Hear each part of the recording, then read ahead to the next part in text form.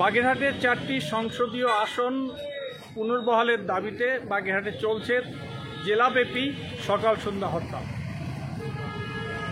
সর্বদলীয় সমন্বিত কমিটির আহ্বানে এই হরতালে বিএনপি, জামাত সহ সকল রাজনৈতিক দল সমর্থন করেছে। বাগেরহাট জেলার সকল উপজেলায় হরতাল পালিত হচ্ছে।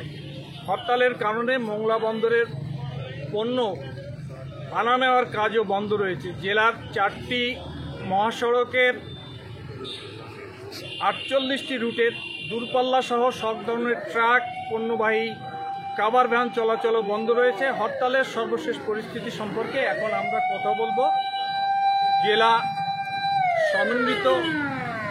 সর্বদলীয় সমন্বিত কমিটির সদস্য সচিব শেখ মোহাম্মদ ইউনুস সাহেবের সাথে। পদ্মা সেতু, মেট্রো রেল এবং এলিভেটেড এক্সপ্রেসওয়ে নির্মাণের গর্বিত অংশীদার বসুন্ধরা সিমেন্ট। হরতাল কিছুটা শিথিল করেছিলাম কালকে সিদ্ধান্ত মোতাবেক। কারণ হচ্ছে অমুসলিম ভাইদের একটা পূজা পার্বণ রয়েছে, সামনে দুর্গাপূজা, শারদীয় দুর্গাপূজা। এই কারণে আমরা তাদের পোশাক পরিচ্ছদ, অন্যান্য জিনিসপত্র ক্রয় করার জন্য, কেনাকাটার জন্য, এবং আমরা বাগেরহাটের যে দুস্থ অসহায় মানুষ তাদের দুর্গতির কথা চিন্তা করে আমরা ছোটোখাটো যানবাহন চলাচল এবং দোকানপাট যারা না খেয়ে দিন যাপন করছেন তাদের ভালোর জন্য, সুবিধার জন্য, তাদের দুর্গতি দূর করার জন্য আমরা এই হরতালকে কিছুটা শিথিল করেছিলাম। তো আমরা মূলত মানুষকে কষ্ট দেওয়া নয়, আমরা সরকারকে বার্তা দিতে চাই যে আমরা আমাদের গণতান্ত্রিক অধিকার, আমরা 4টি আসন ফিরে পাওয়া, এটা আমাদের গণতান্ত্রিক অধিকার, এটা আমাদের কোনো করুণা নয়। 3টে আসন আজকে কেটে নিয়েছে, এটা আমাদের অন্যায় করা হয়েছে, জুলুম করা হয়েছে।